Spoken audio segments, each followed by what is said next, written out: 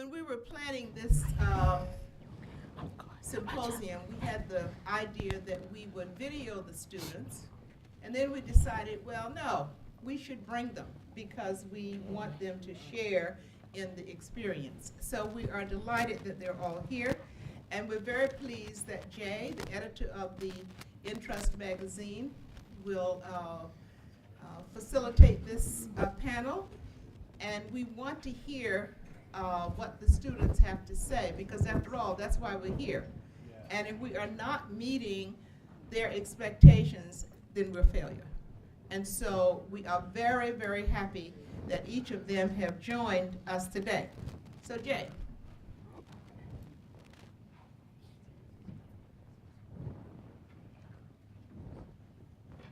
Thank you, Dr. Brisbane. Thank you, all of you, for being here at this Gift of Black Theological Education Symposium. Thank you to those who are joining us by live stream right now, who are watching this event. We're glad that you've joined us. I'm very pleased to moderate a panel, and a good moderator should blend into the background. So I will try to blend into this white background here and let the students actually have the word to say here. I'm thrilled that they're all here, and I'd like to start out this panel by just inviting each of the student panelists to introduce herself or himself and to say your name, what school you are a student at, and what you were doing when you decided to become a student. That is, were you an undergraduate or were you in a career? And if you could just explain that for us, and then we'll circle back around and find out more about you afterwards. So start out just very briefly, and we can just start at the far end. Hi, my name is Antoinette Joyner. I am a student at the wonderful Hood Theological Seminary in Salisbury, North Carolina. What I was doing before I came to Hood, I was on the path of ministry in the AME Zion Church. Good afternoon. My name is Yolande Petty, and I am a student at the Interdenominational Theological Center in Atlanta, Georgia. Prior to seminary, I was a banker. Good afternoon. My name is Katrinka Johnson. I am a senior at Payne Theological Seminary, and I was a counselor voluntarily and a homemaker. Good evening. My name is James Mumford. I attend Shaw University. Prior to Shaw, I was deeply in the community as I served a term as the local chapter of the NAACP president. I was also scoutmaster, traveling sports dad, things like that. I worked at the local community organizations, Boys and Girls Club, all of that, just trying to give back to my community what I've been blessed to have in my life. Good afternoon. My name is Micah Gaines. I am from the Samuel DeWitt Proctor School of Theology in Richmond, Virginia. Prior to seminary, I was an undergraduate student who was also serving the local church as the pastoral assistant to my father, Pastor Richard Gaines, at the Consolidated Baptist Church in Lexington, Kentucky. Good afternoon. My name is Eric Jones. I'm a current student at Howard University School of Divinity. Prior to pursuing this journey, I was working in the education technology field. Thank you, all of you. The first question I'd really like to ask is, why did you personally choose the school that you chose to attend? What was it that you were looking for, that you identified in the theological school that you chose that they had to offer? So it doesn't have to be in order, so feel free to jump in if you like, but keep it fairly brief so that everyone can have a word. Well, I'll start. There was no other choice. I never thought of another school. It was always Hood Theological Seminary. I am a die-hard AME Zionite. I tell everybody I'm Zion-led, Zion-bred, and I'll be Zion-dead. It was always Hood Theological Seminary. Well, I'll go. I chose Payne Theological Seminary due to the fact that it was an online school, and doing what I had been doing before deciding to go to seminary, it met my needs, and I could work with it, and it could work with me. I chose Shaw actually because I could commute, and because I'm comfortable with my learning ability, I needed to be in the classroom. And then when I looked at the history and then the work that, as opposed to the work that I was doing in the community, and found out Shaw had so many, people, alumni justice work, and so forth, and just a great,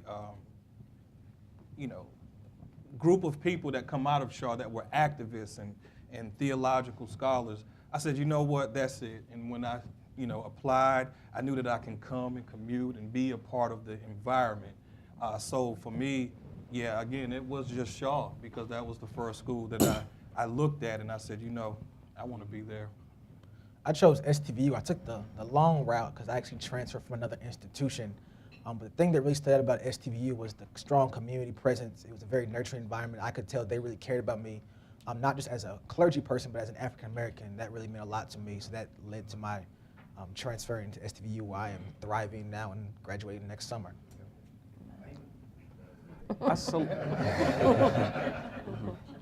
I selected Howard University School of Divinity based on the legacy.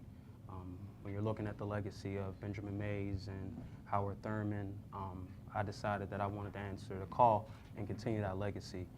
But there's also a backstory to why I selected Howard. So back in 2015, my grandmother passed away, and the pastor that did the eulogy for my grandmother's funeral happened to be a Howard University School of Divinity alum. And at that time, I was considering theological education, but not necessarily at a black institution. And when I connected with him in the repass, unbeknownst to me, my father approached him and said, "Oh, my son wants to go to the same school as you." And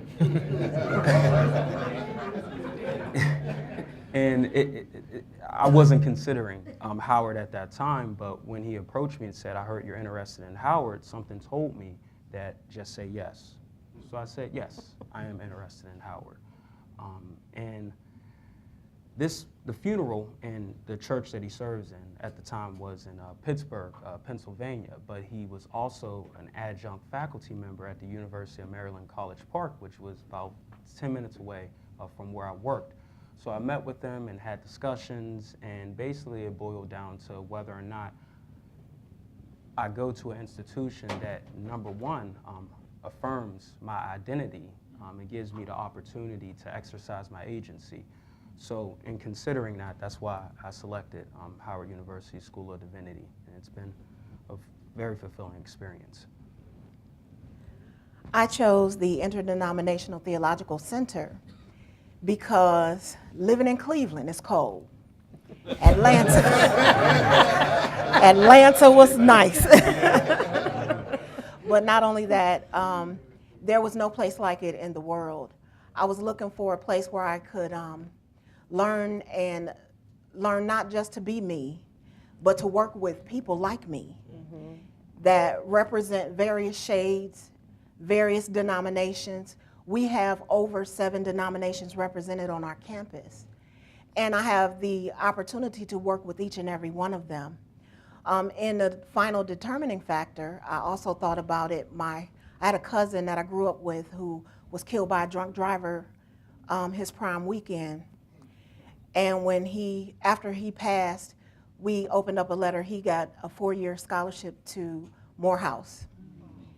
The fact that ITC was in walking distance from Morehouse gave me consolation and approval. It let me know that I was approved to go here. And then being there, being taught by having great faculty and administrators, there's no place like it in the world, and I'm glad I made the decision. I'm wondering, I'd love to hear from each of you, what is the most valuable thing that you've learned so far? And maybe even more, what do you need to still learn? And I know that's a little vague. It could be a certain course, it could be a certain skill, a leadership skill, it could be a certain outlook. But just what's been a highlight, and what do you still need to go to do? You want to jump in? Well, I think, for me, the thing that I enjoy at Payne is the fact that I can be me. That when I went there, I was seeking to find out who am I as a Black person, and the religious experience that came before me, and what is it that I am to take with me once I leave the school.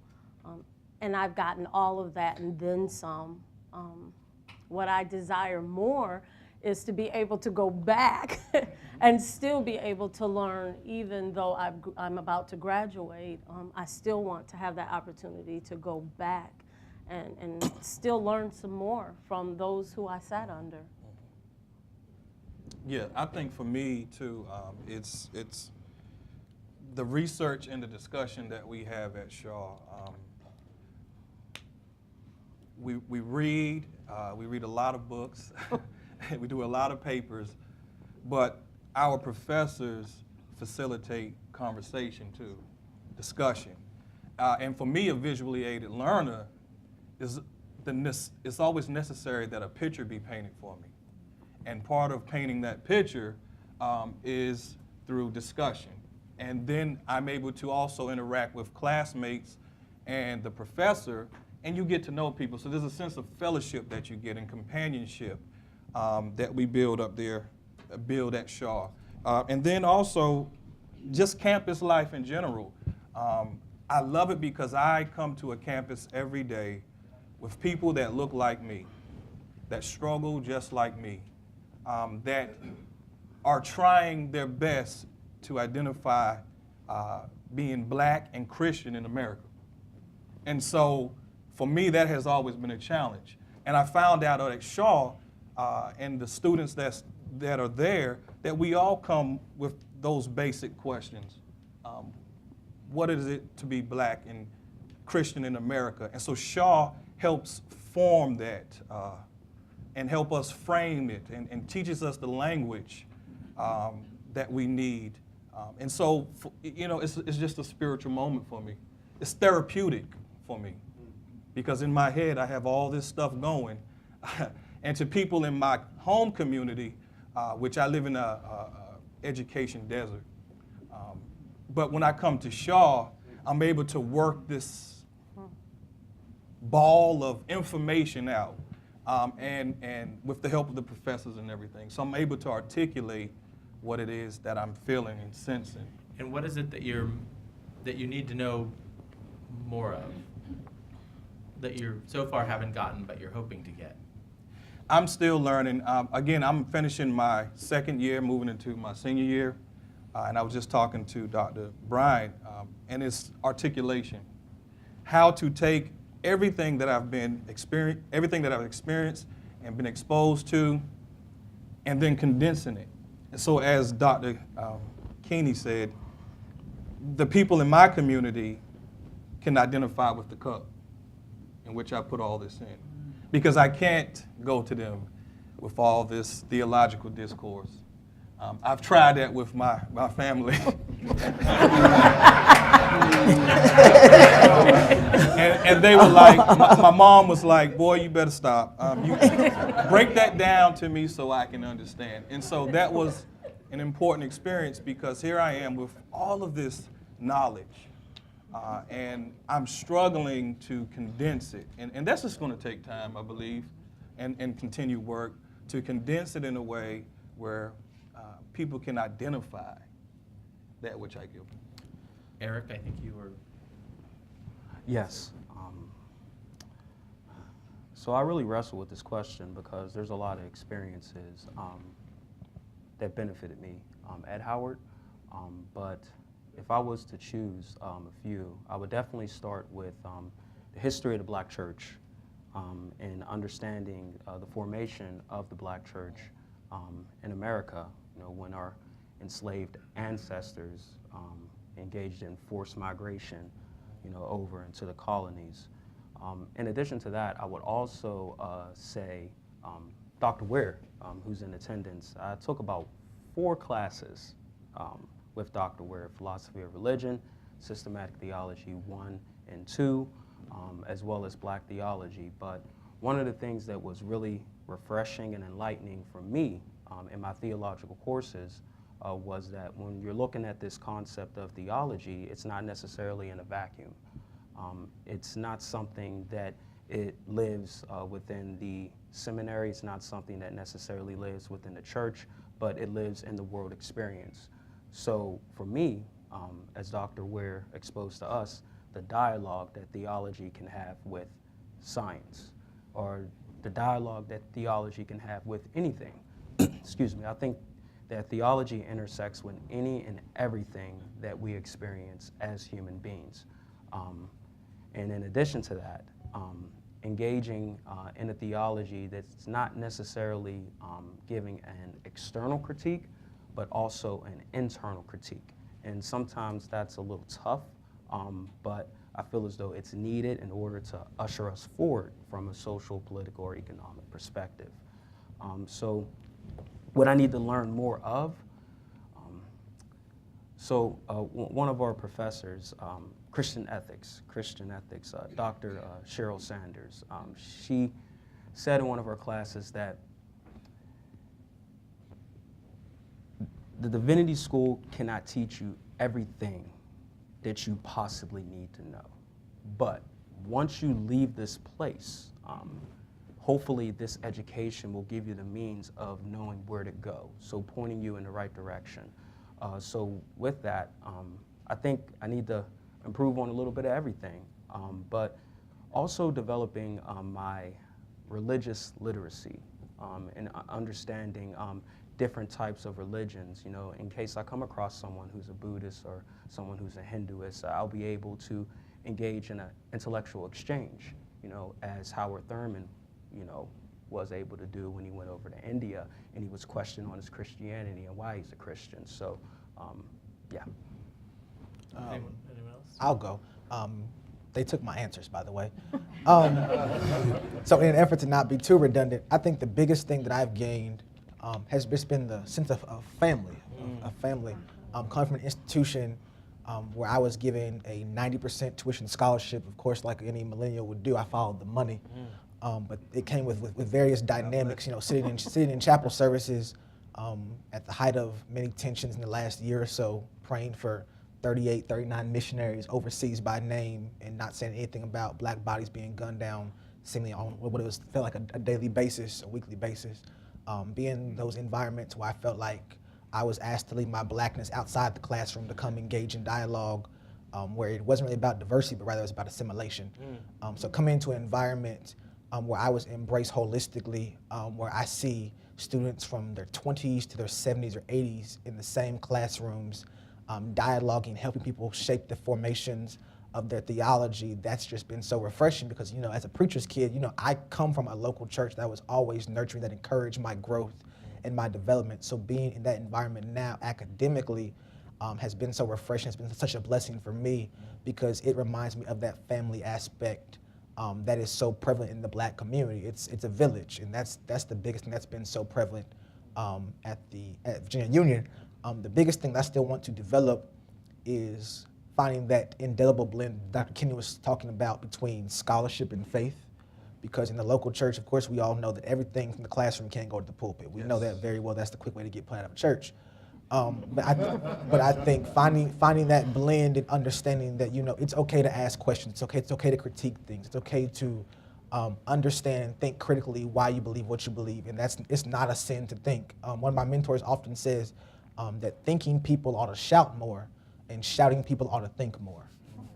So finding that blend is something that I'm looking forward to engaging in more so over the next year between now and graduation.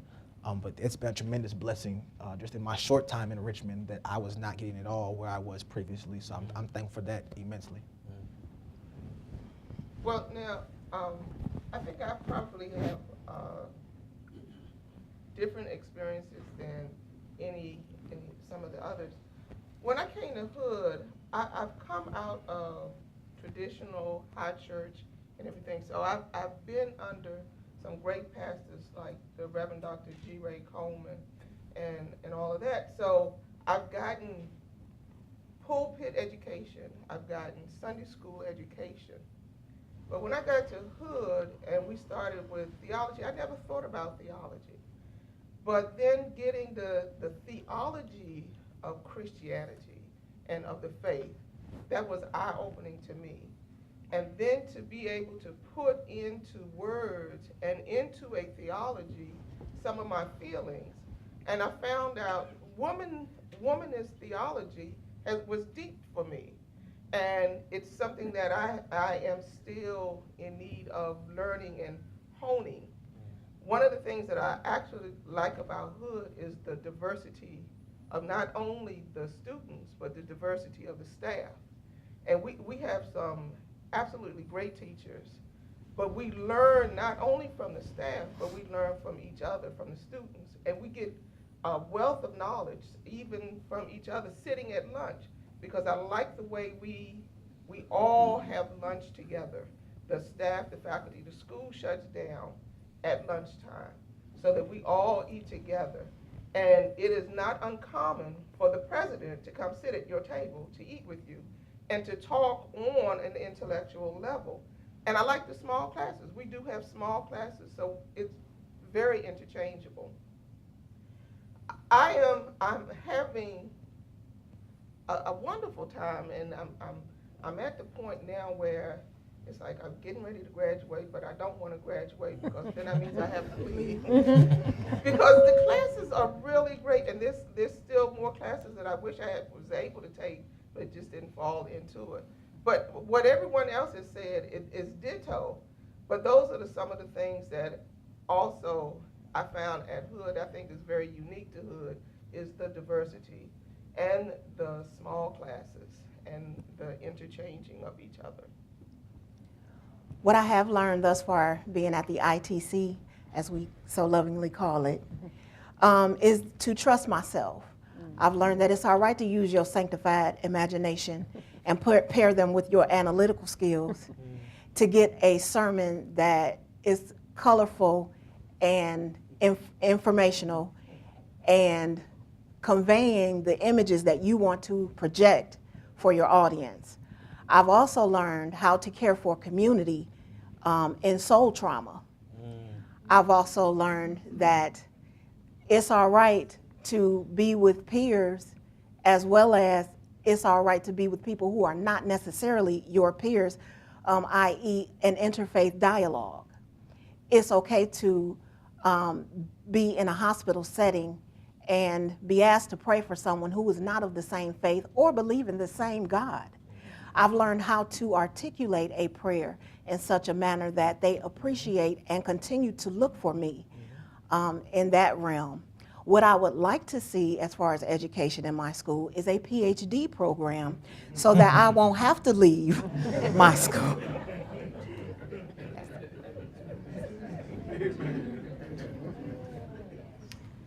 I'm wondering if you could, this is a question I didn't ask you to prepare for, but if you could just tell us a favorite, I'll say a favorite, not the favorite professor, and what she or he teaches and why. Well, I actually have two favorite professors. Everyone wants to cheat on But my systematic theology professor, I mean, because he opened my eyes to systematic theology. I never thought of theology, and to sit under Dr. Oppenheimer is, anything that he taught, I was taken. But the same thing with my worship and preaching professor. Anything Dr. Darren Mitchell, anything he taught, I was taken. Next. I'll go. It's probably a name that you may recognize. His name is Dr. John Kinney.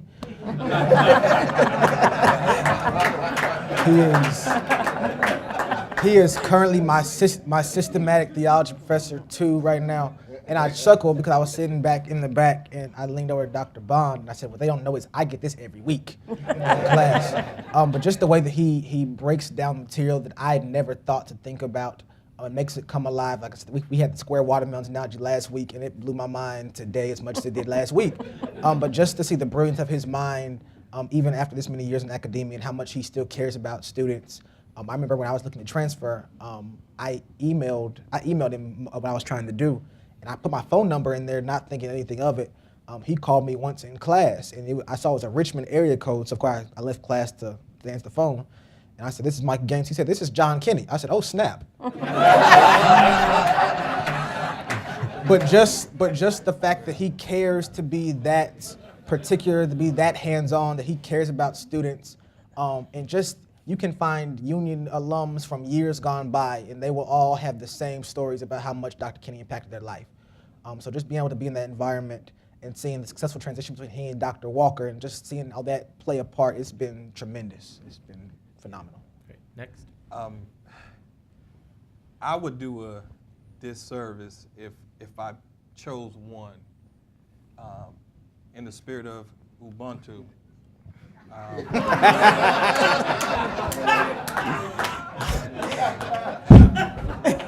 I am because you all are.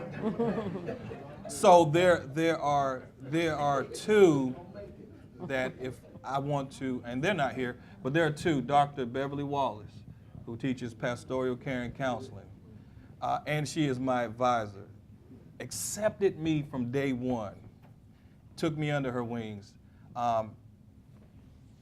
She teaches the neoclassical functions of pastoral care and the classical functions of, healing, restoration, healing, reconciliation, sustaining, guiding, nurturing, and then the neoclassical functions, which is liberation and advocacy. That's right up my line of thinking and work, the work I've been doing prior to seminary. And then Dr. Broadway, Michael Broadway. I came to Shaw to learn more about not only my heritage and not only about the Black church, but also how to organize within those communities in that church. And so Dr. Broadway helped me to understand and to put in practice, to put in practice how to organize. And so he teaches theology, but it's in a way that is shaped around social justice or justice work, and the prophetic tradition of the church, which I am still learning and love to learn. And so those two really, at this point in my journey, are helping to shape me in the direction that I wanted to go prior to seminary. And so for that, those two individuals, and there are many more that helped shape me, but if I had to pick those two. Okay. Yeah. Next. Go ahead. I would have to say Dr. Sidney, well, he will be Dr. Professor Williams, Sidney Williams. He teaches ministry formation. I say Professor Williams because just as Dr. Kinney spoke on loving, listening, he too has taught me that it's important to love your congregation and the community in which you reach out to. And without loving, you have to listen in order to exuberate the love. And so with that being said, he opened my eyes to understand that it's not about what I want or what I desire for a congregation or for my community, but it's about listening to where they are and meeting them where they are instead of allowing myself to go in and think that I'm here and they're there. It's a very hard question for me to answer, being that I am in a place where I am learning Portuguese and Greek, Hebrew. I'm learning how to preach. I'm learning so many different things. All of my professors are my favorite, but you told me to name one. So I will introduce everyone to one of my favorite professors, especially this year, and I will tell you why I will name this one this semester. Because You said this semester. This semester. She said this semester. I have been I'm told with you. by my spiritual father back in Cleveland, Ohio, that he could tell that I have been sitting under a preaching teacher. When he said that, he just imparted some big-headedness in my life, because now I know that I'm learning what this professor is giving me. This professor is not just teaching us homiletics. They're not just teaching us how to preach. They're not just teaching us your African heritage and Christianity in an African tradition. They are teaching us to trust ourselves in this walk. And in doing that, that's a lot for me, because being multiracial, multicultural, that's difficult. I've never had to choose a side. I've never had to formally shine the light on one culture or another. And this professor has given me encouragement and support in doing so. And I'm very appreciative, but I just would like to introduce you to Dr. Mark Lomax, who is my preaching professor, and he is my favorite this semester.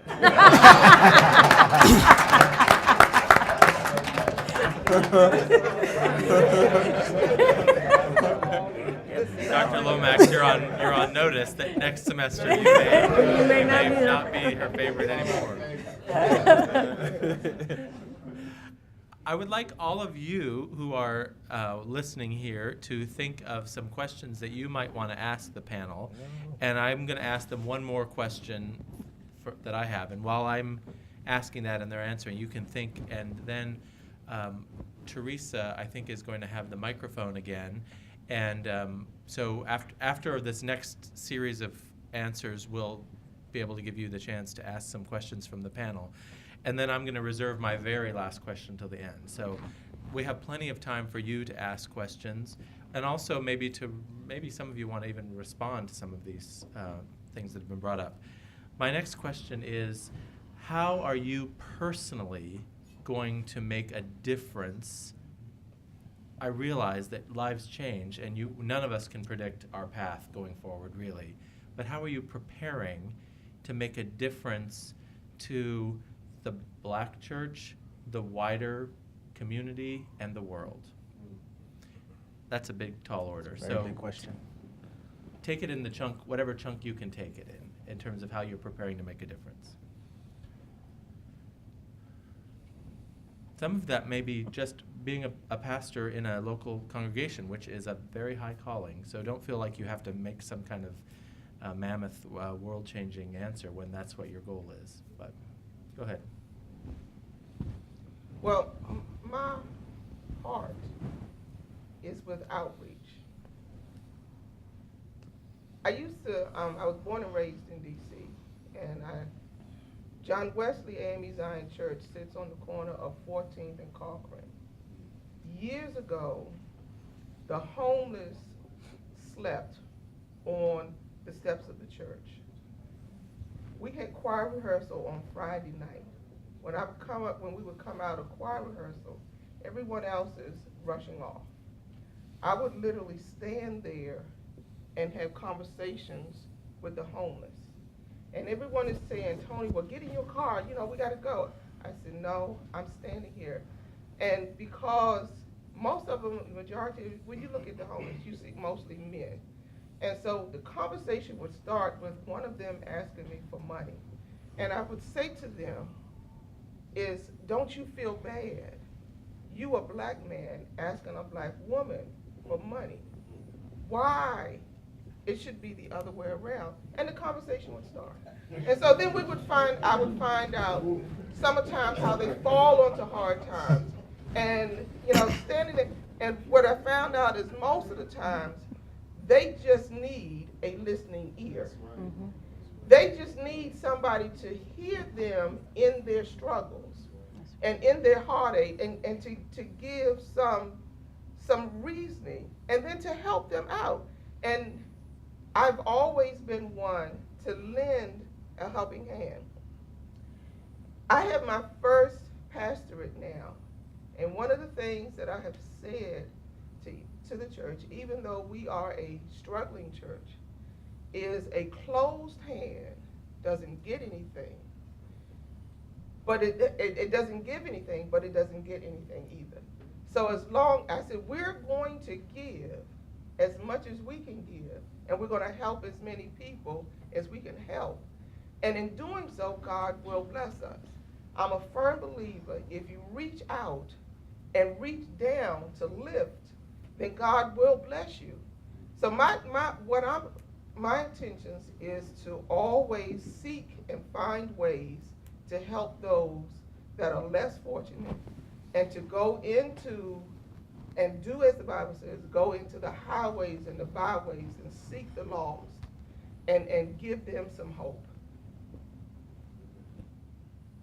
It is my prayer that I am able, when called upon to pastor, to be a source of encouragement and empowerment for women and the disenfranchised. Every one of us, including every culture, there are some disenfranchised. So my prayer is that I am the pastor for all people. And my prayer is also that my place of worship will be a place where we can train up children in the way that they should go. And that way includes community. I would like to be the type of pastor that brings wealth to meet economic brokenness and marry those two together so that we can develop a stronger community. This is across culture barrier. This is across any barrier because money is green. We have color barriers, and we are where the racism starts. So we should be where the racism ends and where community is being built. Because in the day of 46 minus 1, we're all at risk.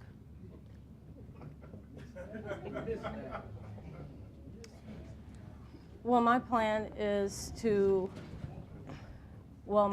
was to graduate and then eventually become a pastor. But my plans changed.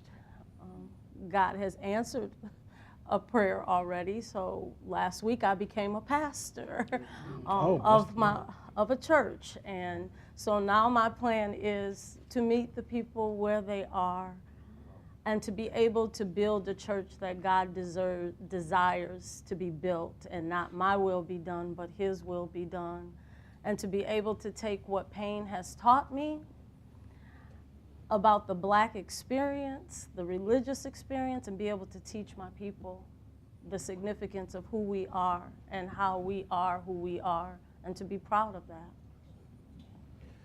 So when I leave Shaw, and I'm gonna cry, because it's just a blessing to be there.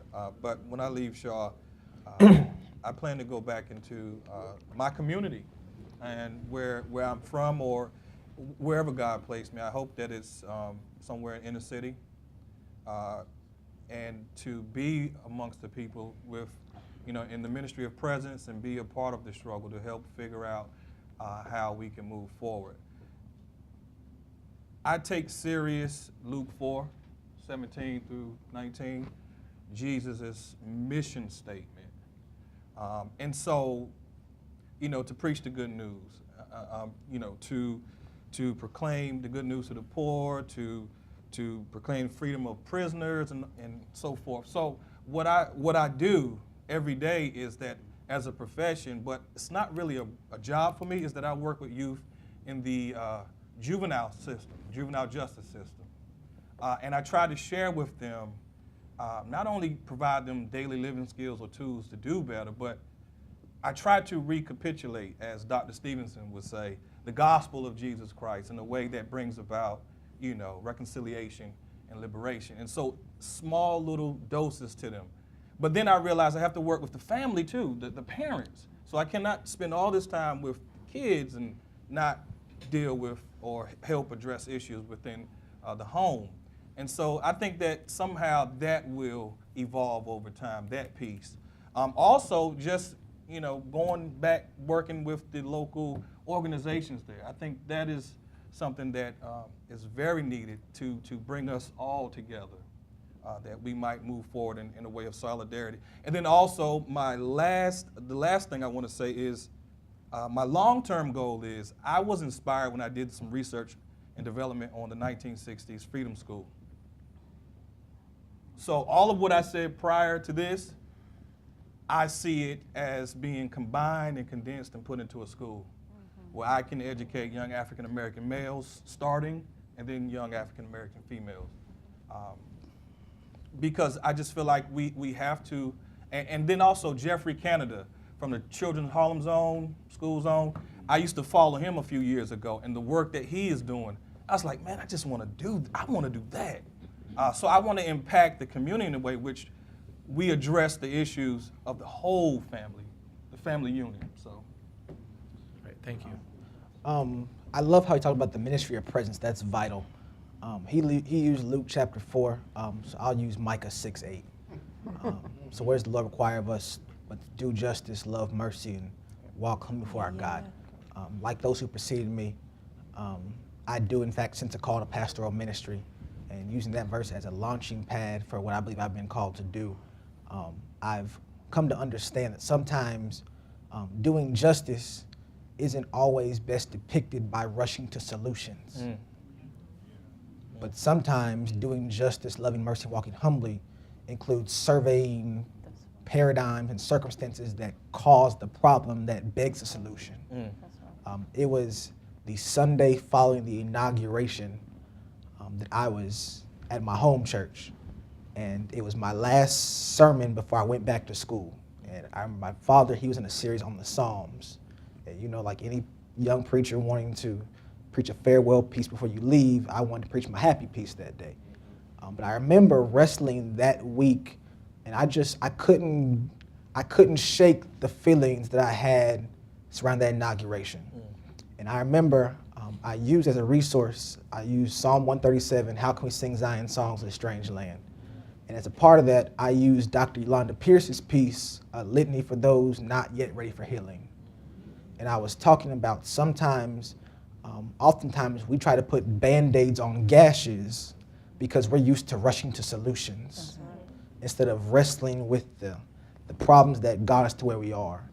So in seeing that in a hermeneutic of justice and understanding where we are, how we best move forward, really be able to deal with circumstances and sit with families and look at paradigms and critique systems that cause us to deal with a 45 or a Me Too movement or the fact that Flint still doesn't have clean water, things of that nature. So I really feel a call to that because oftentimes pastoral ministry is often glamorized by the Sunday morning experience, but there's so much more to what we do than just that moment. My dad says all the time, he says, if you want to know the effectiveness of a pastor, don't go see them preach revival, see them preach a funeral. Because that encapsulates the fact that what we do predominantly is people. And if you can't minister to people effectively, then you'll have a very hard time in pastoral ministry. But seeing that paradigm modeled has really become a paradigm for me going forward, because seeing how necessary it's going to be able to relate to people, not just on the mountain but in the valley, and how they get through moments of crisis, because crisis is very real. It doesn't matter who you are, how much you have, crisis cannot be avoided. So seeing those moments and being able to deal with those effectively, that's really why I feel called in my pastoral ministry, wherever God shall send, as God has a way of doing. For me, I'm a huge proponent of education, and for my plans, ironically enough, I just received word yesterday that I'll be continuing my education at the doctoral level starting in the fall. Amen. Congratulations. Thank you. Thank you.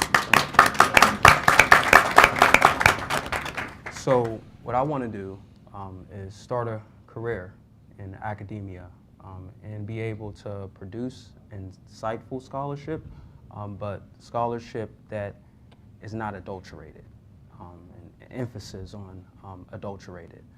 But in addition to producing scholarship, I also want to bridge that gap between the academy and the church. And one of the goals that I have is that whatever church that I'm serving at that particular point in time, you know, as I'm in the midst of my career in academia, is opening up a research center at a church. It could be an African American history, Africana studies, a research center, where scholarship can be easily accessible to the general populace. Because sometimes, the scholarship just remains in the academy and it never matriculates over to the people, that can benefit from hearing it. And not just, abstract scholarship that's using all of these fancy terms, but really scholarship that's transformative and helps usher, our community forward. So that's what I want to do. I just want to have a career in academia and still be engaged with the community, and that's through education. Thank you, all of you. This has been terrific, and it's not over yet. I'm now going to open the floor, and if you'd like to ask a question to the panel, if it's to everyone, you could say that. Otherwise, you might want to identify which student, and I realize you may not remember their name, so we might have to be a little creative to figure out which student you want to address to. But please say your own name and your own institution to start out your question, just so we'll have a little context. Virgil Lattimore, Hood Theological Seminary. If you were president or dean, what would be your highest priority? Oh, wow. Oh, wow. This is a trap, I'm just telling you. I don't want to answer that. No, That's a trick question. Well, I'll start. I think my highest priority would be Christian education. It is the foundation of what we're all about. Because if you don't have a firm foundation in Christian education, then as you're going and building the blocks, everything else it'll fall apart. So just like you need a good, firm foundation in everything, you need a firm foundation in education, and that what we are and who we are is Christian education. So we need a firm foundation in Christian education.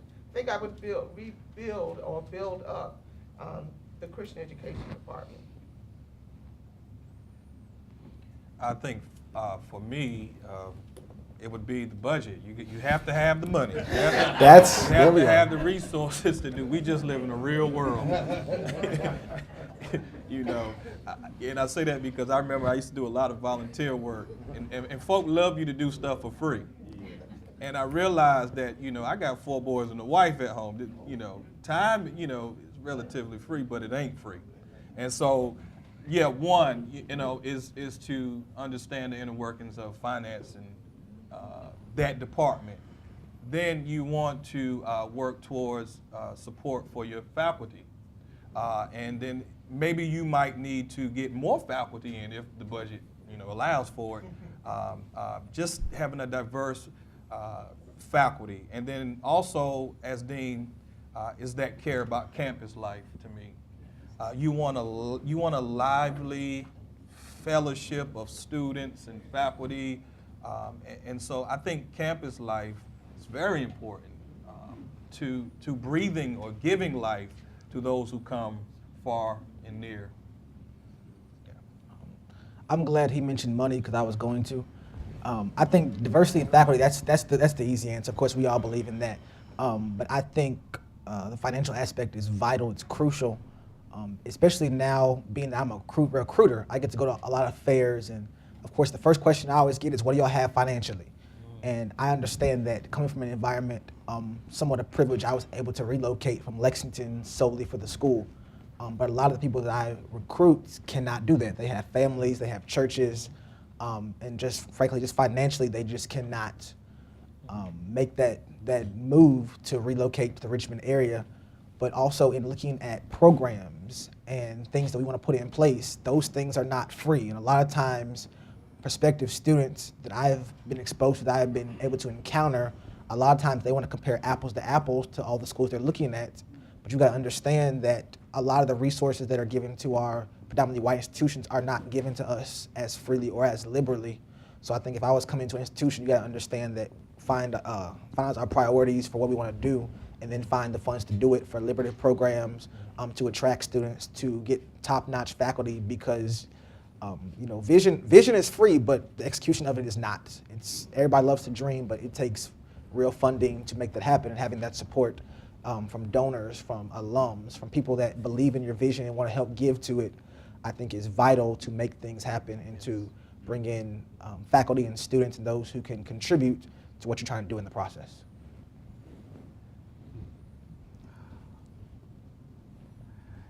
Can I push it, Dean Pierce?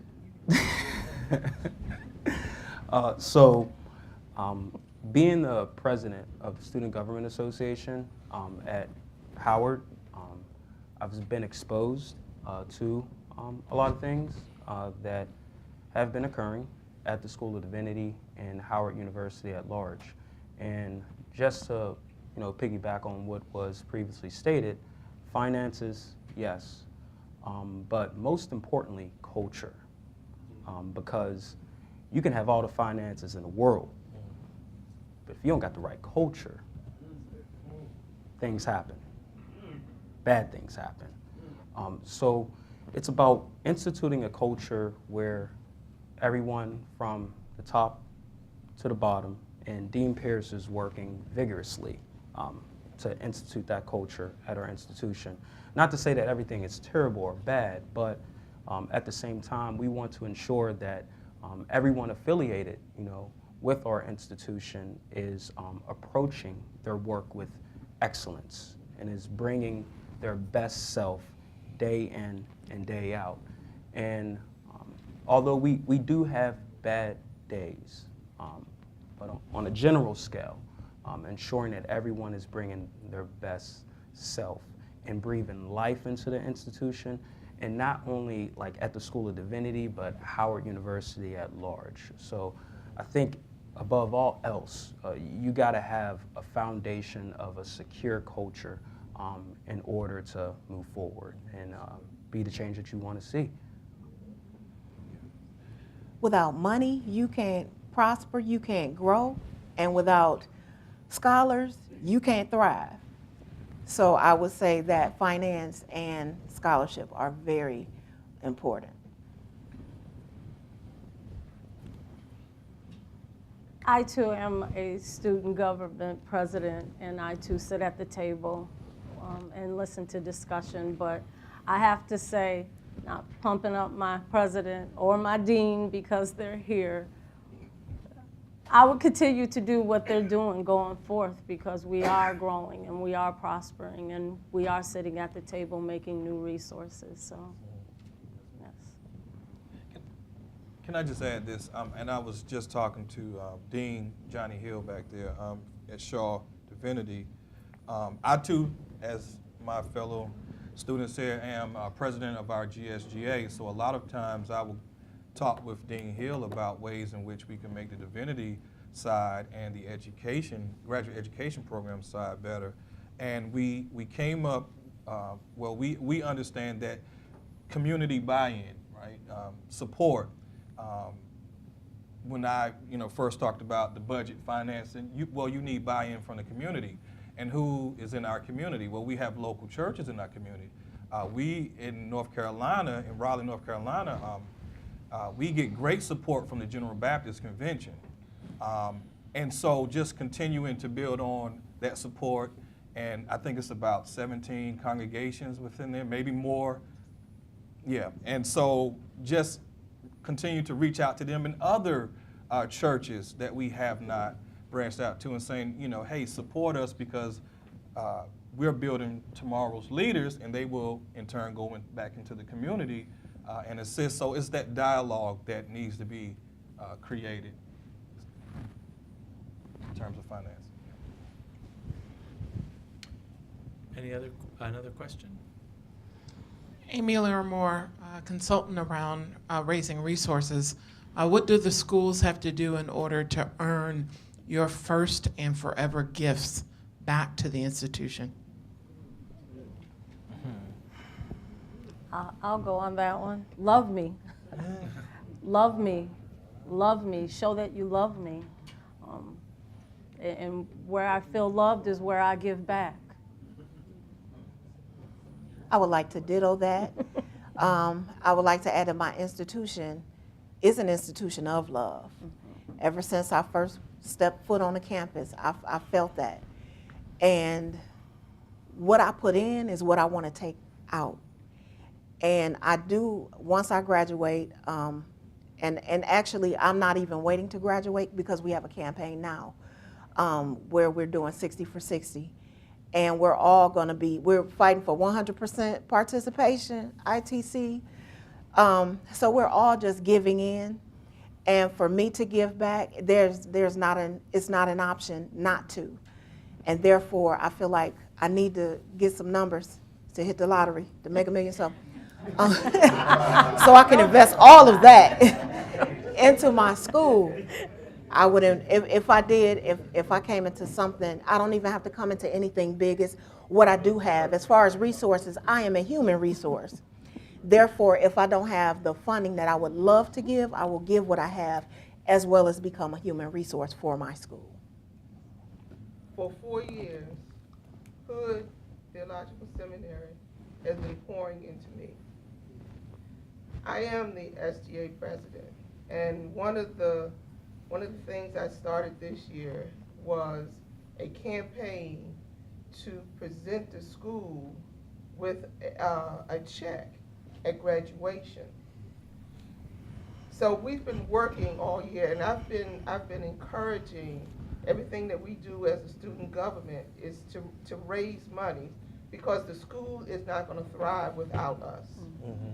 I'm so glad that I am pastoring now, because in the 4th Sunday in this month, I'm having actually Hood Day at my church to raise awareness of Hood and to try and pull in the alumni, as well as to encourage students to come to Hood on all day on the 4th Sunday at my church, and you know, so we can get the Alumni Association in Winston-Salem up and running very well. And just like it was said earlier, if the school loves on you, and Hood has literally loved on and loves on everyone that comes there, so it kind of makes it easy to want to give back. But I'm encouraging even the next administration to step up and to continue with the giving. So it is, and I am going to encourage my graduating classmates to also, and challenge them with a number to give back, so that we can be 100% each year in giving back to Hood. Yeah, I would say that too. I want Shaw University to give me all that Shaw has available, everything that, just give it to me and invest in me, right? So that when they invest in me, I invest back. Even now, before I can consider myself an alumni, you know, well, after graduation. Last year, I took the kids I work with in my youth program, juvenile justice program, to tour Shaw University Divinity School. So I'm giving back now. And so I say, Shaw, give me everything you have to offer me. I intentionally came to Shaw. I pushed away. I didn't run a second term for NAACP president, because when I talked to my advisor, I was just at this place where I had to choose. And so after talking with her, I chose Shaw over the work that I was doing in the community for a period of time, because I wanted to be the best student I could be. And so I say that, you know, with all humility, but with this yearning desire, Shaw, give me everything you have. Because in turn, I'm going to give it to those kids I work with. And they're going to be the next students to come on that campus. Because I work with kids that would not otherwise think about college. They care nothing about it. They're not having that conversation at the dinner table. And so when they see Mr. Mumford, and I begin to share with them my experience and how Shaw, you know, you guys, y'all, maybe I'm telling you too much, I don't know, but I received scholarship money after applying UNC, Shaw, UNCF, Shaw's alumni, $9,200 in just this last academic year, because I'm pushing. I want to experience, and I don't want to be hung up on this fact that but in the back of my mind, I got this big bill to pay. But Shaw made that available. And what I'm saying is continue to make those things available so that when I get these kids I work with and I convince them to come to college, to come to higher education, they'll remember that, well, Mr. Mumford said that these things were available to me. And so, yes, I even went so far as, in my closing, one day I was at the bookstore and I was trying to find a license plate, the little license to go around the license plate, and not really thinking I had picked up one that said Shaw Alumni. So I put it on my car. I'm still not thinking. I'm just happy because I'm at Shaw and I'm riding around with an alumni. I ain't even an alumni yet. But I'm already positioned myself as someone who's going to give back to Shaw and reinvest in Shaw. So clearly you all caught the fact that he's a preacher because he said, I'm closing now. Yeah.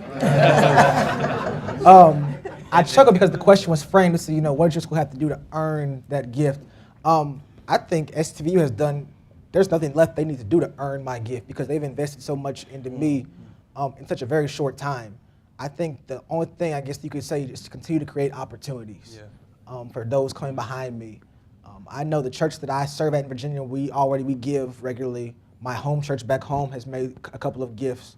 So the value is there. It's just the continuancy to pour into that fountain to ensure that just like I was able to come because of an opportunity, that people behind me can come for years to come, and that it's never a case of we want to continue at this level, but due to our funding, we're at this level. So making sure that the mothership stays healthy, if you will. Michael McCreary, President, New Brunswick Theological Seminary. My question is, you've just had a conversation with some of your peers about the relevancy of theological education for people of color, but then you're invited to have a conversation with a national leader who is self-absorbed, doesn't have empathy, and sees no body but himself as important of relevance. And you know that this person has just sent people away from a border rather than inviting them and helping them, wants to actually prevent them from entering, and you have an opportunity to have a statement to this person. What would you say? Eric should start because he didn't get to answer the last one. Micah? Well, no, I said Eric could start because he didn't get to the last one. Eric. yeah. I actually wanted to ask the last question. I'll answer that question as well. But the previous question, do we have time for that? Okay, but yeah, sure. Answer the last question and then we'll come back to this. All right, so what I will say in regards to what Howard has to do to earn my willingness to give, it's already been earned.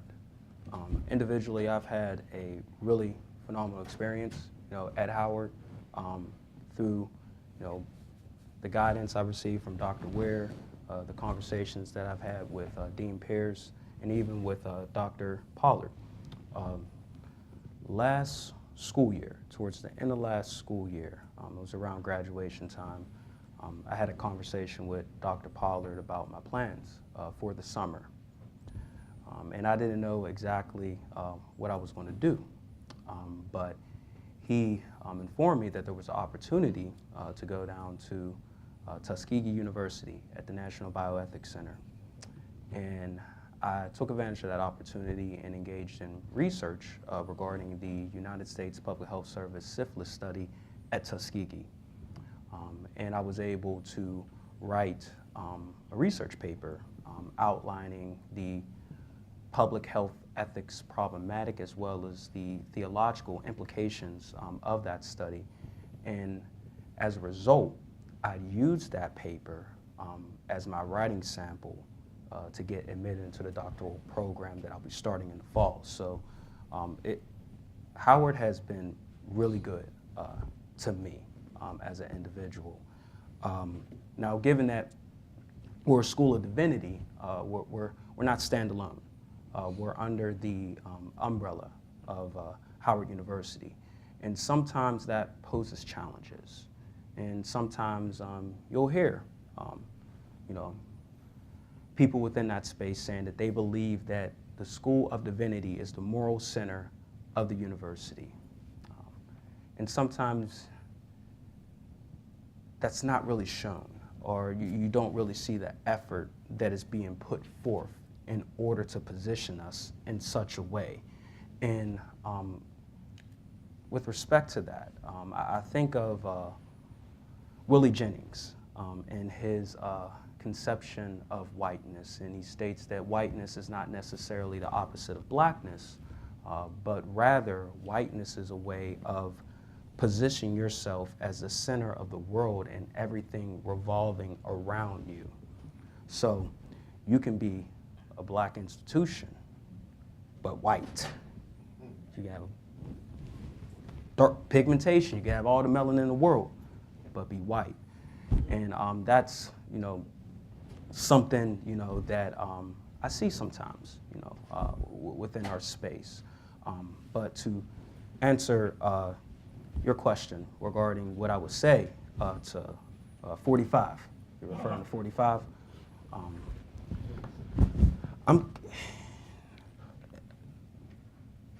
So I've read a couple books throughout the past few weeks. I read a book entitled When Affirmative Action Was White by Ira Katznelson. I read a book called White Rage by Carol Anderson. And I'm engaging in literature right now regarding the concept of neoliberalism. And I feel as though neoliberalism is really the new racism, so neo-racism.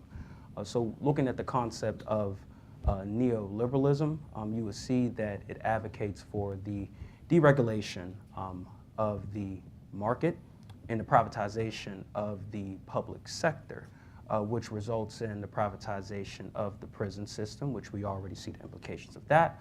It results in the privatization of the healthcare system. We see the implications of that. And it also results in the privatization of the education system. One of the most alarming appointments of 45 is Betsy DeVos and her belief that students should have school choice, because at the end of the day, our people have no choice. And really, that ideology is really another battle against Brown versus the Board of Education. And if you're looking to privatize, all of our schools with no regulation, then there's no reports going out. It just further marginalizes our people and throws them off to the margins while the wealthy gets all the education in the world. And then we widen these disparities as far as education, as far as employment, as far as health. So what I would say is just giving like an assessment, of, what's going on in our country. I'm well aware of what's going on in our country, and whether you're with us or against us, we're going to galvanize a group together and fight, for justice, socially, politically, and economically. I can't really focus on 45 because when people say this is the age of Trump, I dismiss that. This is the age of America. This has been America since its inception. Trump is just a manifestation of that. He's a manifestation of that original sin, which Jim Wallace speaks to. So my focus is not necessarily on Trump per se. Yes, he's a figure that we have to deal with at this point in time.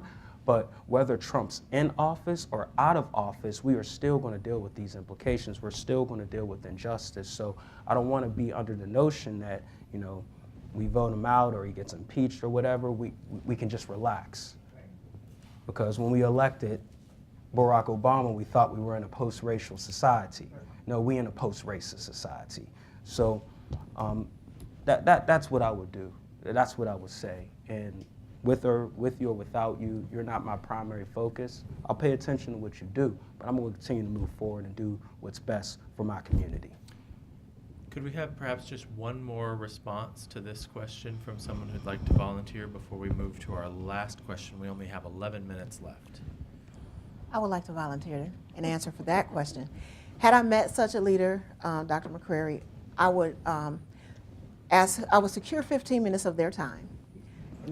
In the first minute, I would introduce myself, In the next 10 minutes, I would preach to them a sermon about how God used the Queen of Sheba from Ethiopia to bless and turn out Solomon of Israel. And the last 4 minutes, I would address the implications of his supremacy and give him the relevance of that story. The church said amen. Amen. My last question, which I would love for all of you to answer, taking 1 minute each, is succinctly in your mind, what is the gift of Black theological education?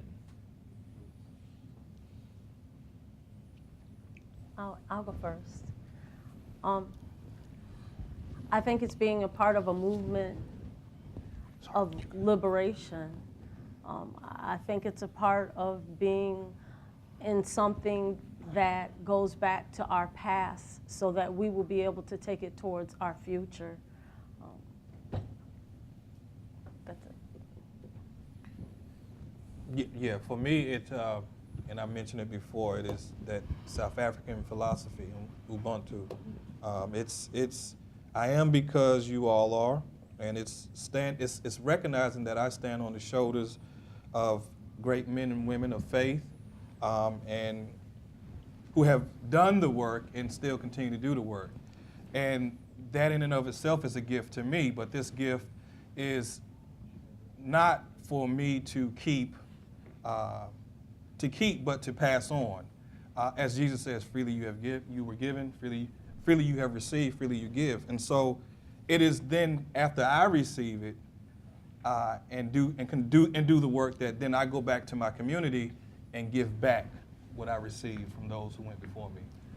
So again, it's this giving back to my community for me. If you ever see a turtle on a fence post, you know he didn't get there by himself. Piggybacking off the last two speakers, I think it's viewing the text from hermeneutic of liberation, understanding that this is not a new discovery, but rather it's been passed down through generations of our ancestors. It's the same theology that led us out of slavery through Reconstruction, that has brought us to 2018 in this current society we're in now. But understanding that liberation undergird everything we do, theologically speaking, and just being able to pass on that rich legacy because people pass it to us, and keeping that going to those coming behind us, because just like my brother said before me, we're not getting all this education to keep it to ourselves, That's right. but rather understanding that there's another generation of scholars and church leaders and pastors and presidents who can see individuals who have come through these institutions successfully, and they can look at us and say, they did it, I can do it now. But that takes intentional effort on our part to not just enjoy what we've learned and pat ourselves in the back because we're scholars and we have MDivs now, but understanding that we have a job left to do, and then being intentional enough to execute that to the best of our abilities.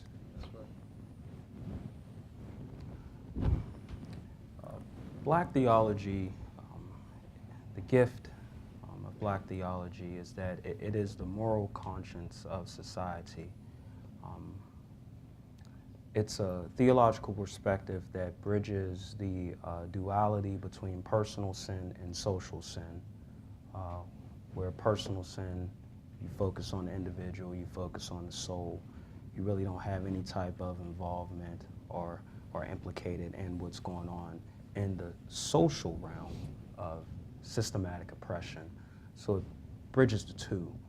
And it's not just for Black people, it's for people. It speaks, to the plight of all marginalized groups of individuals. And I think of the judgment of the nations, the sheep and the goats. Black theology speaks to those who are hungry. Black theology speaks to those who are thirsty. Black theology speaks to those who are naked. Black theology speaks to those who are sick. Black theology speaks to those who are in prison. Black theology speaks to the least of these. That is the gift of Black theology. That Black people can come together with all that we've been through And the fact that we're still sane and still have the oomph and the energy to continuously speak to these issues that we've been dealing with for hundreds of years, that's a gift that our country has failed to fully appreciate. But we shall continue. I did not get to where I am on my own. There were people that encouraged me. There were people that believed in me even when I did not believe in myself. I stand on the shoulders of family ancestors that did not have and that could not get. And then I also stand on the shoulders of church ancestors that paved the way for me to be where I am. I stand on the shoulders and on the encouragement of my current teachers and professors and church leaders that believe that I can. So it would be a disservice to them if I don't reach back and pull someone else or pull a whole generation. It is our responsibility as theologians, as Christians, because Christ said, what you do to the least of these, Go ahead now. you also do unto him. Go ahead. So if he made way for us to get to where we are today, we must make a way for others to not only get to where we are, but to get higher and to exceed even more. The gift of Black theology, to me, is the empowerment of a people who have been disenfranchised. It is giving them hope spiritually, mentally, emotionally, intellectually, and financially. We know that this world was not created equal for all people, men or women. And therefore, this gift is a necessary gift. It is the gift of paying it forward. It's the gift that keeps on giving. And it's a gift that is given to us to be able to partake in this theological education. And then it is a responsibility of ours to be accountable for what we do with our gift and paying it forward. I don't know how anyone could be discouraged about the future after hearing this panel.